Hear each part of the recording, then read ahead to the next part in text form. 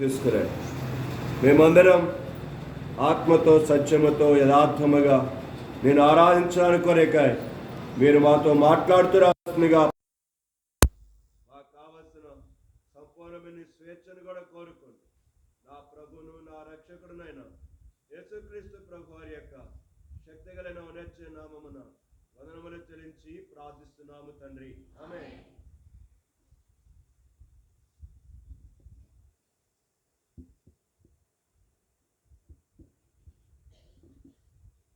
మన భాగాన్ని చదువుకుందాం.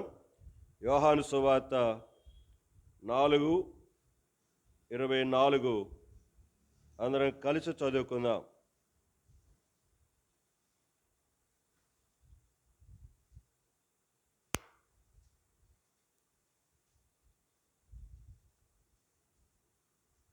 యోహాను సువార్త 4:24 దేవుడు ఆత్మ గనుక ఆయన ఆరాధించువారు ఆత్మతోనూ సత్యముతోనూ ఆరాధింపవలననెను. చాలు. దేవుడు మరొక్కసారి లేఖన భాగములను మనందరి కొరకై ఆశీర్వదించి దీవించునుగాక. ఆత్మస్వరూపైన ఆ దేవుడిని ఆరాధించడానికి చేరివచ్చాం మనం. సో సమరయ స్త్రీతోటి ప్రభు మాట్లాడుతున్న మాట, దేవుడు ఆత్మ, ఆయన ఆరాధించేవారు ఆత్మతో సత్యముతో యథార్థముగా ఆరాధన చేయాలి. ఆయన ఇలాంటి ఆరాధన కోరుచు ఉన్నాడు. ఆయనకు కావాల్సింది డబ్బులు కాదు, ఫలాలు కాదు, పూలు కాదు, ఇంకా ఈ లోకములను వస్తు వాహనాలు అంతకంటే కాదు. ఆయనకు కావలసినది చిత్తశుద్ధితో హృదయపూర్వకమైన మనఃపూర్వకమైన ఆరాధన ఆయనకి కావలసినది. సో దేవుని సన్నిధిలో ఆరాధించడానికి చేరివచ్చిన మనమందరం ఆ విధముగా ఆరాధించడానికి కొరకై సిద్ధపడి ఎంతమంది వచ్చారో నాకైతే తెలియదు, కానీ సో చాలామందికి ఇంకా అసలు రాలేదులేండి. కనుక వారు వస్తారన్నమాట. ఆ చక్కగా వండుకొని తాచుకొని తెచ్చుకొని తినేసి వస్తారు. నేను గమనిస్తున్న విషయం ఏంటంటే, పొలాలకి టయానికి వెళ్తారు. పిల్లలను స్కూలుకు పంపించే విషయంలో పొద్దునే లేచి క్యారేజీలు సిద్ధపరిచి ఆయన యొక్క బస్సు దాకా వెళ్ళి విడిచిపెట్టి వస్తారు.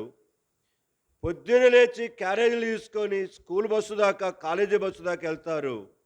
మరి మందిరానికి ఎందుకు లెగవటానికి ఒళ్ళు బరువో నాకు తెలియదు.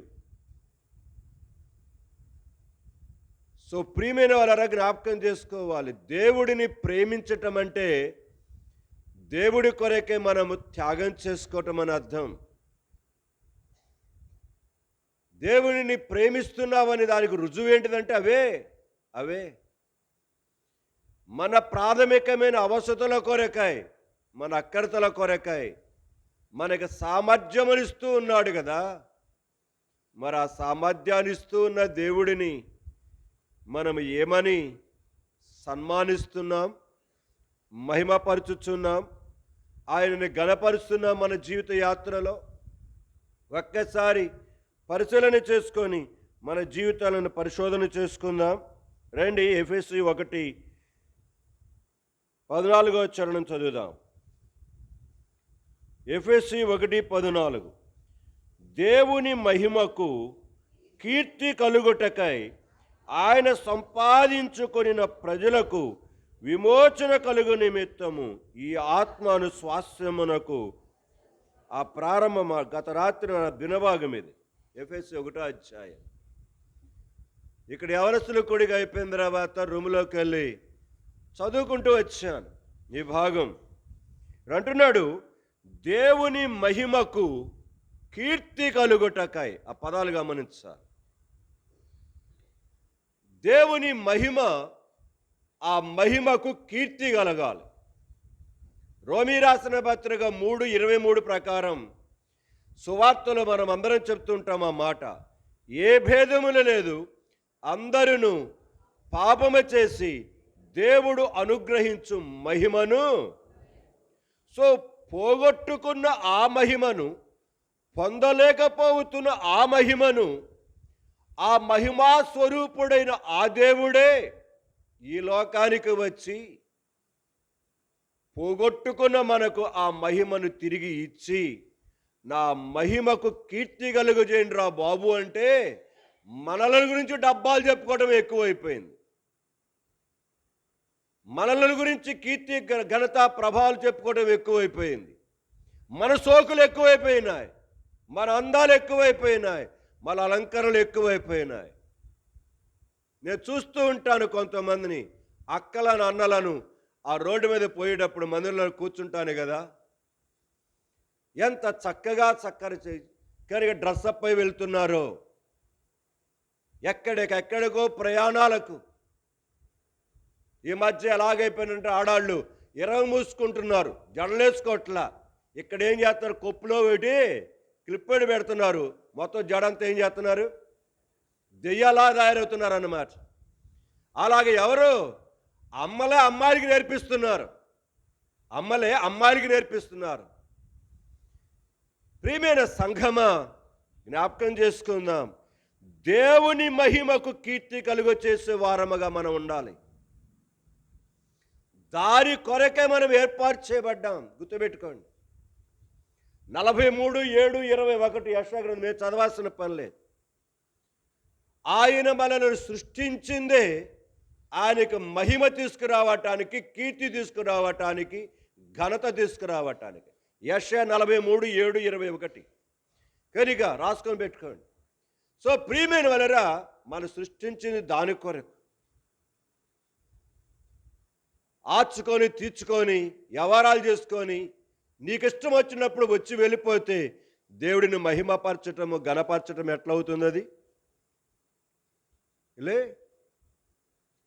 సో దేవుని సన్నిధిలో మాట్లాడుతున్నాడు సమరయ స్త్రీతోటి. దేవుడు ఆత్మస్వరూపి గనుక ఆయన ఆరాధించేవారైన మీరు ఆయనను ఆత్మతో సత్యముతో యథార్థముగా ఆరాధించుడని చెప్తున్నాడు. సో దీని కొరకే నేను తీసుకున్న భాగం 1 కొరింథీ 2:7-8 చదువుతారా? దేవుని జ్ఞానం మర్మమయున్నట్టుగా బోధించుచు ఉన్నాం. ఈ జ్ఞానము మరుగయుండెను జగదుత్పత్తికి ముందుగానే. దీనిని దేవుడు, గమనించుకోవాలి ఆ పదాలు, మన మహిమ. ఇప్పుడు జ్ఞాపకం చేస్తూ వచ్చినదే, దేవుడు ఏ మహిమనైతే మన నిమిత్తము సిద్ధపరిచాడో, ఇచ్చాడో, ఆ మహిమకు కీర్తి కలుగ చేయాలి. ఆ మహిమ చదువురా. మన మహిమ నిమిత్తము నియమించాడు. అది లోకాధికారులోనే కాదు, ఇక్కడ కూర్చున్న మనకు కూడా ఏమి అర్థం కావట్లా. అది వారికి తెలిసి ఉంటే మహిమాస్వరూపియగు ప్రభువును వారు సిలువ వేయకపోయే. అవును, ఆ మహిమాస్వరూపి అయిన దేవుడు తన మహిమను పోగొట్టుకొని మనకు ఆ మహిమనిచ్చి ఆ మహిమకు కీర్తి కలగటానికి కొరకు ఇష్టపడితే మనలా మనము ఆ మహిమాస్వరూపిని మన ఇష్టానుసారంగా సిలువ వేస్తూనే ఉన్నాం. ఒకప్పుడు తెలియక వేశాం, ఇప్పుడు తెలుసుకొని బాప్తిసంలో పాలు పొందామని చెప్పుకుంటూ ప్రభువలలో పాలు పొందుతున్నామని చెప్పుకుంటూ, నేను చూస్తున్నాను ఒక అక్క ఈ వారం పోతా ఎంత హుషారుగా పోతుందో. అక్క ఎంత హుషారుగా పోతున్నావన్నా, ఇక అంతే తలకాయ దించుకొని నవ్వుకుంటా పోతుంది. అట్టని మందిరానికి రా అక్క అన్న. రాదు, ఇప్పుడు రాదు, రెండో వర్తమానానికి వస్తుంది అక్క. రెండో వర్తమానానికి వస్తుంది అక్క. ఎవరో కాదు, మా రూతమ్మ అక్క కూతురు, మా ప్రసన్నమ్మ అక్క. అబ్బు ఏం హుషారు పోయేస్తుందో అటువైపు ఊళ్ళో నుంచి గబగబా గబగబా గబగబా పరిగెడుతుంది. కనుక ఏమక్క భలే హుషారుగా పోతున్నాం, అదే హుషారుతో రాక్క మందిరానికన్నా. ఏడన్నా మనవడు పుట్టాడు. ఇప్పుడు ఏంది, పుట్టినప్పుడు వచ్చామా మనం? పుట్టినప్పుడు రావటానికి పుట్టినప్పుడే రాలా. పుట్టినప్పుడు ఇంకేం వస్తాం, ఇంకా ఎక్కువైపోయింది శ్రమలో. ఎగతాళి చేయడానికి చేపట్ల నీకెంత హుషారు ఉన్నదో లోకములో పనిచేయడానికి కొరకై అంతకంటే ఎక్కువగా ఏం చేయాలి? దేవుడి కొరకే మనము గుర్తుపెట్టుకోండి. ఇప్పుడు కూడా గత రాత్రి కూడా చెప్తూ వచ్చాను పిల్లలకి, యవనస్తులకి, ఏదైనా మన జీవితంలో పని చేసుకుంటున్నాము, 4 డబ్బులు సమకూర్చుకుంటున్నాం, పెళ్లి చేసుకుంటున్నాం, ఇల్లు కనుక్కుంటున్నాం, ఏదైనా కొనుక్కున్నామంటే ఆయన ఏదో దయ తెలిచి నీకు సామర్థ్యం ఇచ్చాడు. లేకపోతే ఈ యొక్క మెదడులో నరములో ఒక్క చిన్న నరం, సన్న నరములో రక్తం పోకుండా అట్ట ఆపేశాడు అనుకో, నువ్వు పోవద్దు కానీ మా పసన్నములో మా రూతములో కనుకంటే అట్ట ఆగిపోయింది అనుకో, ఏమవుద్ది? పిచ్చెక్కి మెంటలో చేంజ్ చేస్తాం. ఒక చిన్న నరమే, సన్న నరం చాలు. సంఘమా జాగ్రత్త, దేవుడి సన్నిధంటే లెక్క లేకుండా ఉండవద్దని ప్రేమతో చెప్తున్నాను. సో ఒకప్పుడు తెలియక మన జీవితంలో మహిమాస్వరూపుని సిలువేశాం. అయితే ఆయన మనల్ని క్షమించాడు, రక్షించాడు, తన బిడ్డలుగా చేసుకున్నాడు. ఈరోజు బాప్తీసులో పాలు పొంది ప్రభు బలలో పాలు పొందుతూ కూడా మరలా మనం తెలిసి ఏం చేస్తున్నాం? ఒక చిన్న ఉదాహరణ గుర్తుకొస్తుంది. నీ పిల్లోడు ఉన్నాడు, నీ పిల్ల ఉన్నది, గాయం చేసుకున్నారు. ఆట ఆడుతోనో లేకపోతే కొట్టుకుంటున్నో, ఇంట్లో పిల్లలు కొట్టుకుంటుంటారు కదా, కొట్టుకుంటూ గాయమైంది. గాయమైన తర్వాత ఆ గాయానికి నువ్వేం చేసావంటే, ఇప్పుడు రకరకాల వాళ్ళు పిలుస్తున్నారు. ఇంతకుముందు ఏం చేసేవాళ్ళు? మలామత్తు తీసుకొచ్చి ఏం చేసేవాళ్ళు? అట్లా వేసేవాళ్ళు అంతే. కానీ మలామత్తు తీసుకొచ్చి అట్లా వేసేవాళ్ళు, అదే తగ్గిపోయేది అంతే. ఇప్పుడు రాఘవులను పిలిచి, శివాన్ని పిలిచి, మళ్ళీ సాయిబులని పిలిచి ఇంజక్షన్లు వేసి పొడిచి కానీ ఎన్నో చేస్తున్నాం. సరే మీ డబ్బులు మీ ఇష్టం లేండి, కానీ నేను దానికి ఏమది. కానీ ఇప్పుడు గాయం తగ్గింది, దాదాపుగా పుండు మాన్పుడు వచ్చింది. మాన్పు వచ్చిన తర్వాత అక్కడ కొంచెం ఏమవుతుందంటే దురద వస్తుంటుంది. దురద వస్తుంటే మన పిల్లలు ఏం చేస్తారు?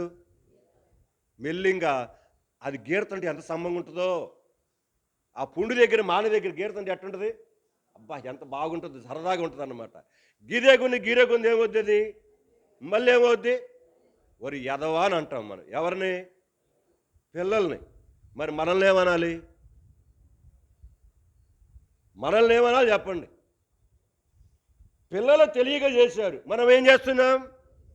యేసు ప్రభుని బాహాటంగా మనం సిలువ వేస్తున్నాం. ఎలాగ సిలువ వేస్తున్నాం? ప్రశ్న వేసుకున్నాం. ప్రతిదాని ప్రశ్న వేసుకుంటూ పోతున్నాం మనం. దాని కొరకే గలతీ 1:24-23 వచ్చిన కలిసి ఉంటే చదవండి. మునుపు మనలను హింస పెట్టినవాడు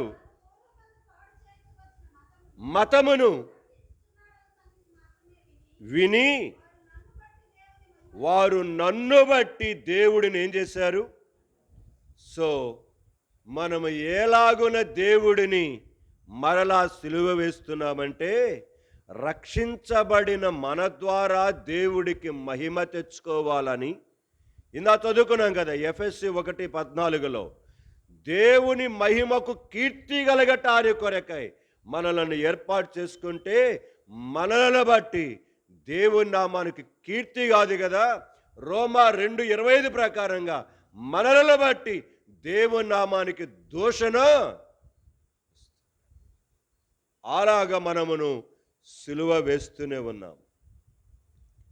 గత 2 వారాల క్రిందట దేవునికి మహిమ తీసుకొచ్చిన ఒక వ్యక్తిని జ్ఞాపకం చేస్తాం మీకు. ఈరోజు దేవుడి మహిమను దొంగిలించి దేవుడికి మహిమను తీసుకురాకుండా చచ్చి శవాలైన కొంతమందిని మీకు ఎదురు తీసుకొని వస్తా. సో దేవుడు మనల్ని పుట్టించింది ఆయనకు మహిమ రావటానికి కొరకై. నన్ను బట్టి వారు దేవుడిని మహిమపరిచారు. ఎస్, నిన్ను బట్టి దేవుడిని అనేకులు మహిమపరచువారముగా మన ప్రవర్తన ఉన్నదా? ఇంట బయట ప్రతి చోట. రండి, సమూయేలు మొదటి గ్రంథానికి వెళ్తున్నాను నేను. రండి, సమూయేలు మొదటి గ్రంథం 4వ అధ్యాయము చివరి 2 వచనాలు మొదట చదువుకుందాం. సమూయేలు మొదటి గ్రంథము 4వ అధ్యాయము చివరి 2 వచనాలు చదువుకుందాం. దేవుని మందసము పట్టబడినదను సంగతిని తన మామయు పెనిమిటియు చనిపోయిన సంగతి తెలుసుకొని ప్రభావము ఇజ్రాయేలు నుండి పోయినని చెప్పి తన బిడ్డకు ఈకాబోదు అని పేరు పెట్టెను. దేవుని మందసము పట్టబడిపోయినందున ప్రభావము ఇజ్రాయిల్లో నుండి చెరపట్టబడిపోయినని ఆమె. సో దేవుని మహిమ ఏమైందట?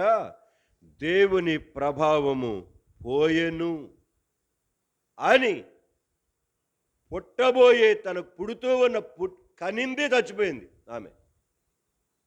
ఆ కొడుకు పెట్టింది పేరు ఈకాబోదు. అంటే అర్థమైంది ప్రభావము. ప్రభావం అంటే దేవుని మహిమ అన్నమాట. దేవుని మహిమ. ఎస్, దేవుని మహిమను చెడగొట్టిన దౌర్భాగ్యులు ఉన్నారు ఇక్కడ.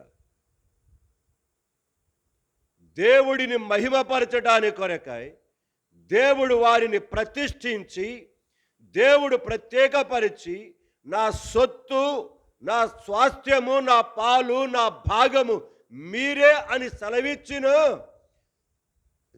దేవుడి మందిరములో పనిచేయుచు ఉన్న హోఫ్ని, ఫినిహాస్ వారి పేర్లు ఇక్కడే ఉండే చూడండి. 4వ అధ్యాయము 17వ వచనం చదువుదాం. 17 చదువుదాం అందరం. అందుకు అతడు, ఇజ్రాయేలీలు ఫిలిస్తీన్ల ముందర నిలువలేక పారిపోయిరి, జనులలో అనేకులు హతులైరి, హోఫ్ని ఫినిహాసను నీ 2 కుమారులను మృతులైరి. అదిగో దేవుడిని మహిమపరచని కారణాన హోఫ్ని ఫినిహాసులు ఏమైనారు? మృతి నొందిరి. సంఘమా, నిజం. దేవుడిని మహిమపరచటానికి కొరకే నిన్ను ఏర్పరచుకుంటే, నీవు తైతిక్కలాడుతూ ఉంటే, నేను తైతిక్కలాడుతూ ఉంటే, తమాషాలు చేస్తూ ఉంటే దేవుడు చూస్తూ అలాగనే ఉంటాడనుకున్నావా? లేదు, లేదు. గత రాత్రి జ్ఞాపకం చేసే యవనస్తుల కొడుకులు, ఏ బాహుబలము, ఏ దక్షిణ హస్తం, ఏ దేవుని చేతులు నిన్ను కాపాడుతూ వస్తాయో అదే హస్తములు నీవు చచ్చే వరకు నీకు విరోధంగా ఏం చేస్తాయి? ఎప్పుడు మహిమ పరిచినప్పుడు ఆయన బాహువులు నీకు తోడుగా ఉంటాయి. మహిమ పరచనప్పుడు ఆయన బాహువులు నీకు తోడుగా ఉండి నిన్ను నాశనమే చేయటానికి విరోధముగా నీకు పనిచేస్తుంది. ఎస్, దేవుడితో తమాషాలు కాదు. నేను అందుకని చెప్తున్నా, బాప్తీసులో పాలు పొంది కనుక బలలో పాలు పొందుతున్న వారులారా, మీరు ఒళ్ళు కాస్త జాగ్రత్త పెట్టుకొని కనుక దేవునితో చలగాటాలు ఆడవద్దని చెప్తున్నాను. అందుకనే హోఫ్ని ఫినిహాసులు ఎవరు? ఏలీ కుమారులు. ఏలీ ఎవరు? దేవుని మందిరములో ప్రధాన యాజకుడు, న్యాయాధిపతి. అలాంటి ప్రధాన యాజకుని యొక్క కొడుకులే హోఫ్ని ఫినిహాస్. వీరిద్దరును కూడా దేవుడి మహిమను ఘనపరచవలసినది, కీర్తించవలసిందిగా పోయి వారు తమ ప్రవర్తన ద్వారా దేవునికి మహిమ తీసుకురావటం కాదు, ఉన్న మహిమను ఏం చేశారు? పోగొట్టడానికి కారణమైపోయారు. ఎలాగా?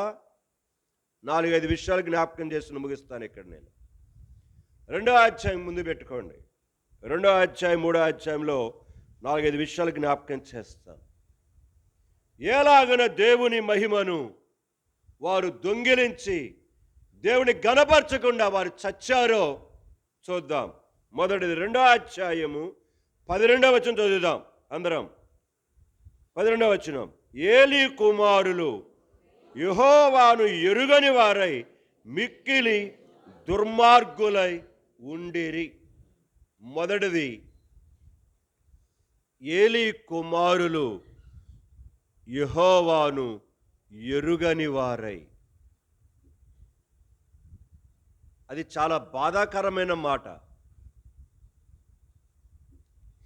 ఎక్కడ పరిచర్య చేస్తున్నారు వాళ్ళు? దేవుని మందిరములోనే. దేవుని మందిరములోనే దేవుడిని ఎరుగకుండా వారేం చేస్తున్నారు? దేవునిని ఎరుగని వారై అంటే అర్థమైంది. దేవునిని ఎరుగని వారంటే అర్థం ఏంటిదని అడుగుతున్నాను. కొద్దిగా గట్టిగా చెప్పండి. ఏం వినబట్ల నాకు. మైక్ ఏమంటారేంది? ఏందో మా చెబుతుంది మా శైలమ్మ నోటి బయటకు వస్తేగా. దేవుని ఎరుగని వారంటే అర్థమైంది. మీరు చెప్పర్లే. గలతీ రాసిన పత్రిక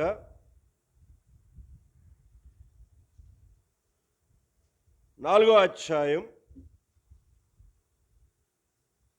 గలతీ 4:8 చదువుదాం. గలతీ 4:8 నుంచి, ఆ కాలమందైతే మీరు దేవుని ఎరుగని వారై నిజమునకు దేవుళ్ళు కాని వారికి దాసులై.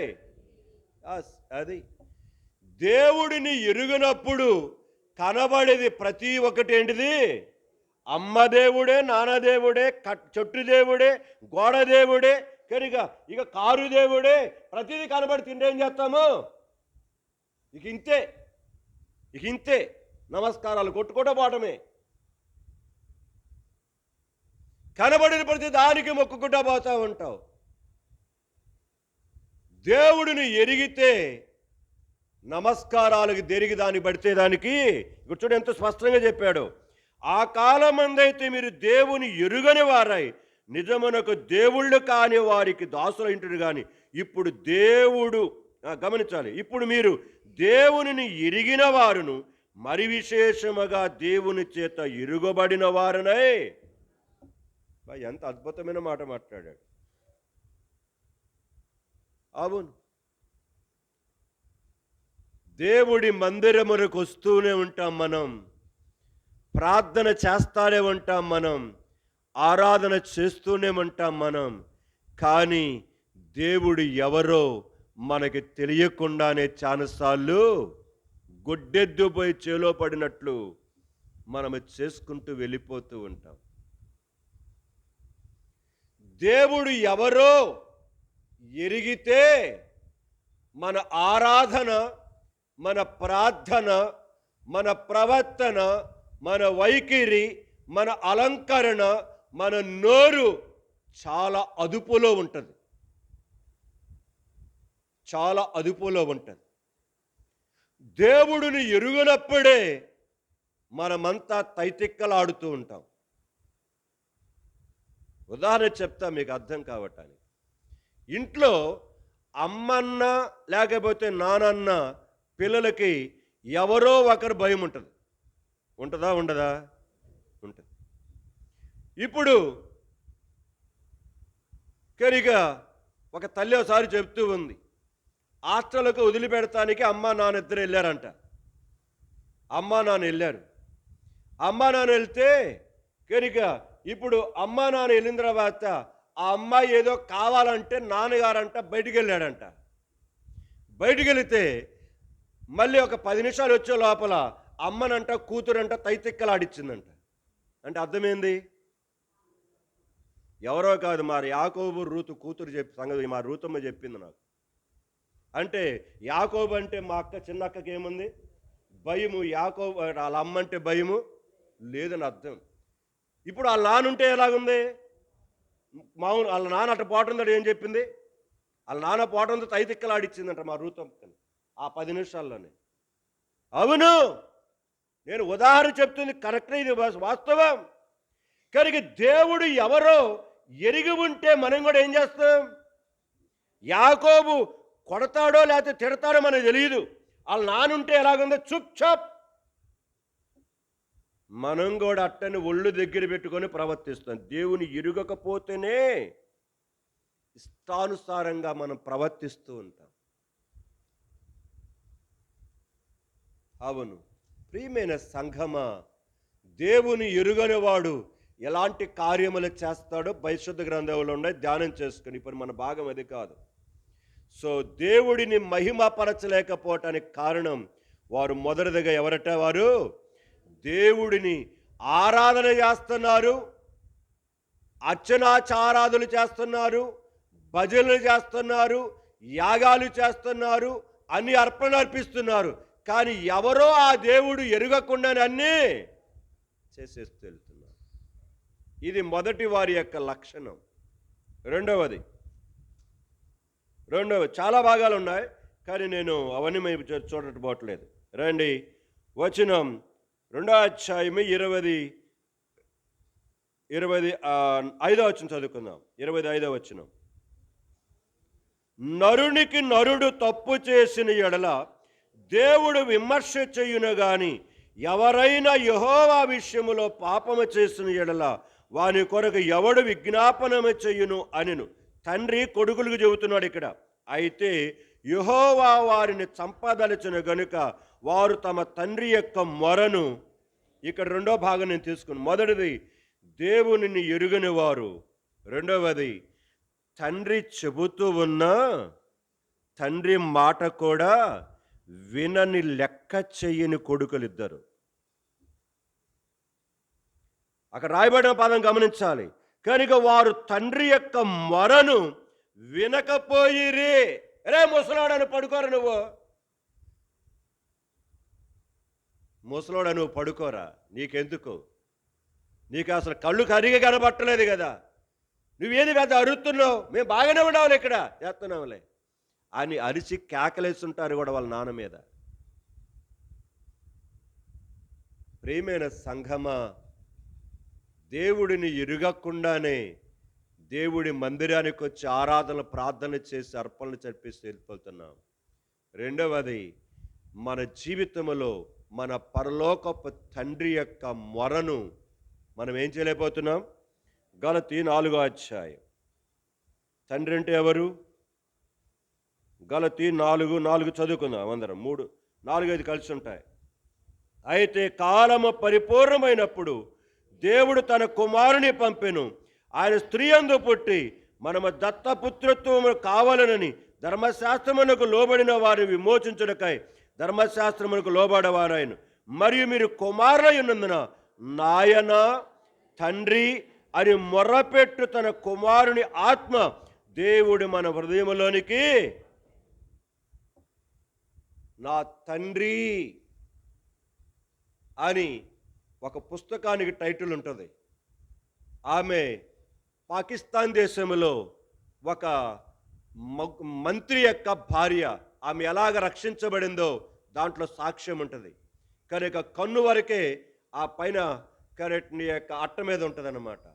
కనుక దాని మీద నా దేవుడు, నా తండ్రి అయిన దేవుడు. నేను దాదాపుగా 10 సంవత్సరాల కింద 15 సంవత్సరాల కింద కొనుక్కున్నాను ఆ పుస్తకం బుక్ స్టోర్కి వెళ్ళినప్పుడు. కానీ దాదాపుగా 250 పేజీలు ఎంతో ఉంటుంది, చదవండి. ముస్లిం కన్వర్టెడ్ ఆమె, పాకిస్తాన్ దేశంలో ఒక మంత్రి యొక్క భార్య, మంత్రి భార్య ఆమె. సో నా తండ్రి ఆ పుస్తకం టైటిల్. ప్రియమైన సంఘమా, దేవుడిని తండ్రి అని వారు పిలవరట, కానీ ఆమె పిలుచుకుంటూ వచ్చింది దాంట్లో. ఎందుకంటే ఆ తండ్రి పాత్రను పోషించాడు జీవితంలో. ఆమె జీవితంలో ఆమె ఒంటరిగా ఎన్ని రకాల పోరాటాలు పోరాడుతూ వచ్చిందో యేసుప్రభు నమ్ముకున్నందుకు. ఒక హై క్యాస్ట్లో కానీ స్టేజ్లో ఉన్నట్టే ఆమె రక్షించబడిన తర్వాత ఎన్ని ఇబ్బందులు పడిందో దాంట్లో చాలా కాలం మీద నేను చదివది. ప్రేమైన సంగమా, నా తండ్రి అని పిలుచుకునే భాగ్యాన్ని దేవుడు మనకి ఇచ్చాడు. అంటే కుమారులు కుమార్తెలు తండ్రి తల్లి అనే అనుభవంలోకి దేవుడు రండి. ఇంకో మాట, ప్రకటన 21.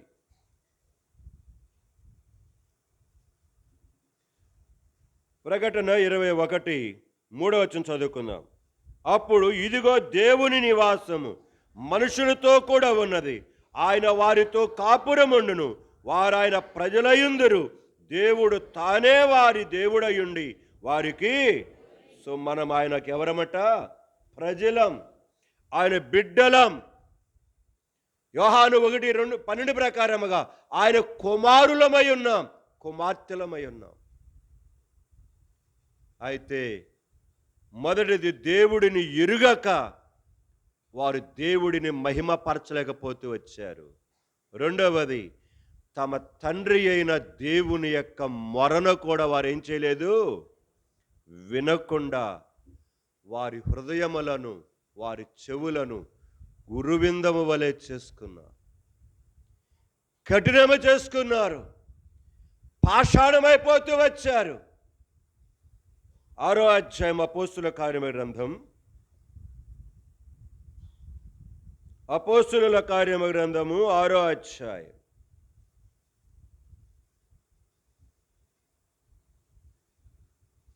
చదువుదాం 51 నుంచి. ముష్కరులారా, హృదయములను చెవులను దేవుని వాక్యమునకు లోబరచునొల్లని వారలారా, మీ పితరుల వలె మీరును ఎల్లప్పుడూ పరిశుద్ధాత్మను ఎదిరించుచున్నారు. మీ పితరుల ప్రవక్తలలో ఎవరిని హింసింపకముండిరి, ఆ నీతిమంతుని రాకను ముందు తెలిసిన వారిని చంపిరి. ఆయనను మీరు ఇప్పుడు అప్పగించి హత్య చేసిన వారైది. దేవదూతల ద్వారా నియమింపబడిన ధర్మశాస్త్రం మీరు పొందితిరి గాని దానిని గైకొనలేదని. అపోస్తుల కార్యము చివరి అధ్యాయం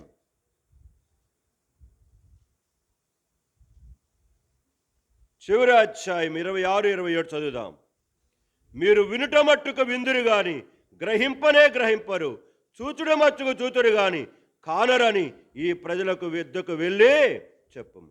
ఈ ప్రజల కన్నులారా చూచి, చెవులారా విని, మనసారా గ్రహించి నా వైపు తిరిగి నా వలన స్వస్థత పొందగొన్నట్లు వారి హృదయము క్రొవ్వి ఉన్నది.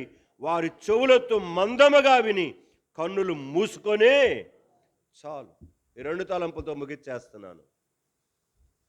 దేవుడు ఆత్మస్వరూపి. ఆత్మస్వరూపిని దేవుడు ఎలాంటి వాడిగా లోకానికి వచ్చాడో మహిమాస్వరూపుడిగా వచ్చాడు. ఆ మహిమాస్వరూపిని ఆ దేవుడిని మనము తెలియక ఏం చేశాము, సిలువేశాం. అయితే నాకు తెలియదు ప్రభువా అని చిన్న ప్రార్థన చేసుకున్నప్పుడు ఆయన మనల్ని క్షమించాడు.